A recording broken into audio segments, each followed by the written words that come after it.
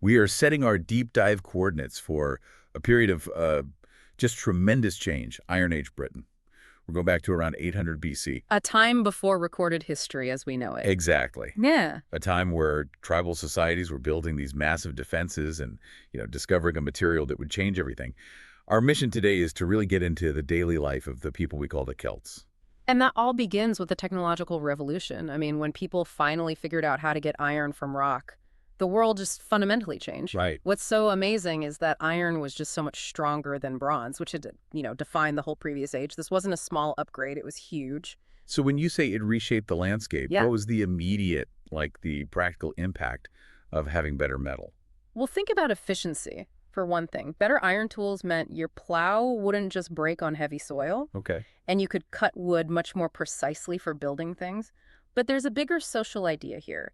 Before iron, power often belonged to the tribes who controlled the rare copper and tin mines for bronze. Right, because the materials were scarce. Exactly. But iron ore was everywhere across Britain. So this completely shifted the power balance. It meant more communities could get their hands on high-quality tools and weapons. But getting that iron out wasn't simple, was it? It sounds like a real skill. Oh, not at all. It took specialized knowledge and incredible heat. Blacksmiths had to use these huge bellows to pump air into the fires just to get them hot enough to smelt the ore. So you get a whole new class of essential craftspeople. You do. They were absolutely vital to the tribe's success. Now that we have the material, let's look at the people. Historians call them the Celts, but it's really important to get that they were not one single nation. Not at all. There was no capital city, no single king. So what was it then? It was a collection of many different tribes, maybe hundreds of them. Each one had its own territory, its own leader, its own rules, and they guarded that territory fiercely. But they did share some things, like culture and language. Yes, and those languages are the ancestors of modern Welsh, Scottish Gaelic, and Irish Gaelic. And they were known for being skilled, fierce warriors, but also for having this incredibly rich oral tradition. Right, so they passed down history and laws through stories, not writing. All through storytelling. Their identity was intensely local, tied to their land, which is why defense became so important. And speaking of defense, that brings us to the most iconic things they left behind. When you think Iron Age, you picture hillforts. Precisely. Hillforts were the hubs of the society, and these were large settlements, not just camps, built on high ground for a reason. The high ground gives you a defensive advantage. Two advantages, really. Defense, yes, but also a perfect view of anyone approaching. It gave them time to prepare. Building one of these must have been a huge undertaking. It was a massive communal effort. I mean, a testament to their ability to organize. These forts were protected by some serious engineering, huge banks of earth, backed by timber and surrounded by deep ditches. So multiple layers of defense. Exactly, like concentric rings of obstacles, really hard to attack. And the gates were the obvious weak point, right? So how did they protect those? They were heavily protected. Often the entrance would be a kind of narrow channel, forcing attackers into a bottleneck where defenders could hit them from the sides. All right. And beyond defense, the hill forts were also for storage. They dug these large underground pits to keep grain safe and dry, which was absolutely essential for surviving the winter. So the fort is the center of the community. But let's step inside one of the homes. Most families lived in something much simpler, but just as clever. The roundhouse. The roundhouse was the basic unit of life, and if you were building one, you used whatever you could find locally. Give us a picture of that. What are the walls made of? They used a technique called wattle and daub. You can think of it like making a giant, heavy woven basket. That's the wattle. Woven wood, you mean? Yeah, woven timbers. And then you smear it with this thick plaster of clay, mud, and straw. The daub. It was actually great for insulation. Then the roof was a thick layer of thatch, so straw or reeds, pitched high to keep the rain out. It sounds cozy, but also pretty dark and smoky inside. Oh, for sure. No windows. The only light came from the open doorway or the central fire, the hearth. And that fire was always going. All day, for cooking and for warmth. And what's really ingenious is how they dealt with the smoke without a chimney. How do they do that? They just let it escape slowly up through the thatched roof. And that layer of smoke that collected up there actually helped insulate the house and kept bugs and other pests away from everything. That's a clever piece of engineering we don't think about. And where did everyone sleep in this one big smoky room? Communally. The No. whole family slept on straw mats or animal skins, usually around the outer edge of the room. It was a very close-knit A life. life that was completely dependent on the land.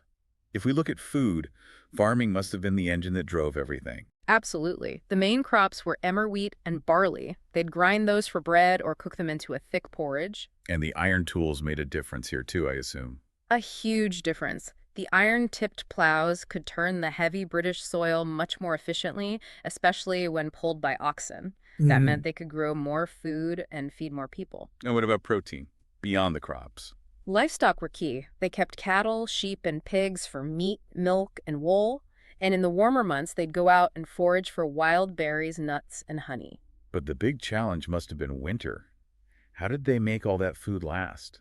Food preservation was the most important survival skill they had. Without refrigerators, they relied on salt. Salting the meat. Exactly. Salting meat allowed them to store a vital protein supply that would last until spring. It was literally the difference between life and death for the whole tribe. Okay, moving from survival to style. We know the Celts were not afraid of color or status symbols. No, that visual identity was critical. It was a way of showing who you were, which tribe you belonged to. They used natural plant dyes, like woad for blue, and different roots for reds and yellows, to make these amazing patterned fabrics. What were the clothes like? For men, usually tunics and trousers, which were really practical for the climate. Women wore long dresses, often fastened at the shoulder with these really decorative metal brooches. But jewelry was where you really showed off your The status. famous torque comes to mind. The torque was the ultimate status symbol. A heavy neck ring, usually made of gold, silver, or bronze, often with incredible decoration. Only the most important people leaders, elite warriors, wore them. And it wasn't just torques, right? No, both men and women wore rings, bracelets, all sorts of things to show off their wealth or what they'd achieved. And there's that unique thing they did with their hair. Yes, the hair was this really dramatic part of their look. Warriors, in particular, would wash their hair in lime water. Lime water. Yeah, and it had this chemical effect of bleaching it or making it stand up really stiff. So the whole look, the bright clothes, the metal torque, the crazy hair, it was all a very deliberate signal of who you were. And status dictated power. In Iron Age society, a lot of that power was held by the Druids. And these guys weren't just priests, were they? No, not at all. They were the ultimate power brokers. Druids were the religious leader, sure, but also the judges, the historians, the teachers. They had immense respect because they were the tribe's living memory. It's amazing that they didn't write any of it down. Nothing. It takes a phenomenal commitment to memory. They would spend years, sometimes decades, in training, memorizing every single tribal law, every religious story, every family tree. They held their ceremonies in sacred natural places like oak groves or near springs, and people believed they could talk to the gods and see the future. They also acted as doctors, right? Yeah. Using herbs. Yes, the practical side Yeah. too. But their authority was so great that they could even step in and stop wars between tribes. Really? They had that much influence. That's what the record suggests. It shows you the absolute trust that everyone, from the chieftains down, placed in them. But even with the Druids trying to keep the peace, warfare was common. What were they fighting over? Resources, mainly. The best land for farming, water, and especially cattle. Cattle were basically walking wealth. And a warrior was equipped with these new iron weapons. Long iron swords, spears, and large wooden shields. But the elite fighters had the most iconic weapon of all, the chariot. The chariot. It was all about speed and shock value. A horse-drawn platform that let a warrior rush at the enemy, throwing spears, and then jump down to fight on foot. It was a really disruptive, high-impact tactic. And they used psychological tactics, too. Oh, absolutely. Intimidation was key. They had these massive, terrifying war trumpets called carnixes. Carnixes. Yeah, often shaped like a boar's head at the top. And they made this deep, horrible sound to scare the enemy and signal their own troops. Warriors would also paint their faces and spike their hair. Bravery in battle was the fastest way to gain fame and status. Let's shift back from war to everyday life. The Iron Age was a time of serious innovation, not just in weapons. What were some of the other clever inventions?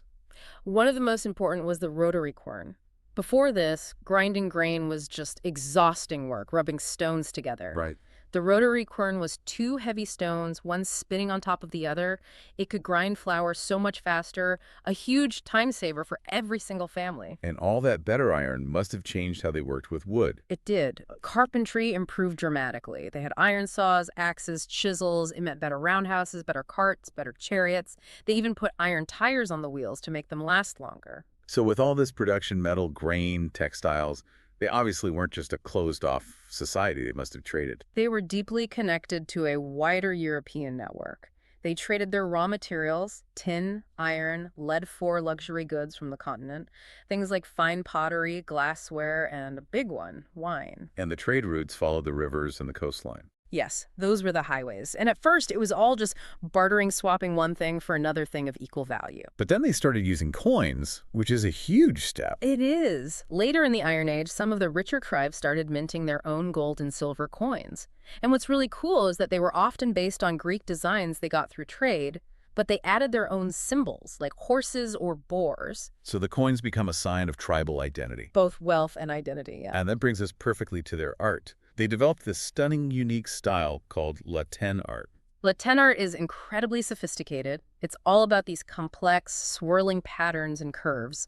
It almost never uses a straight line. Where do we see this art? On their most important items. Decorated shields, metal mirrors, jewelry. The designs often look like moving water or plants or these stylized animals like horses and boars. And it wasn't just for decoration. No, these designs carried deep symbolic or religious meanings. It was a way of telling their stories visually. This vibrant, innovative era of all these independent tribes eventually faced its biggest challenge. That challenge was the Roman Empire.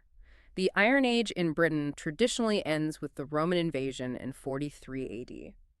What gave the Romans the edge over these fierce warriors? It wasn't about individual bravery, it was organization. The Roman army was a professional, disciplined machine. They had standardized gear, better armor, and tactics that were all about coordinated teamwork. So it's discipline versus individual heroism. In a way, yes. The Celtic tribes fought incredibly hard, but the Roman legions were just relentless and systematic.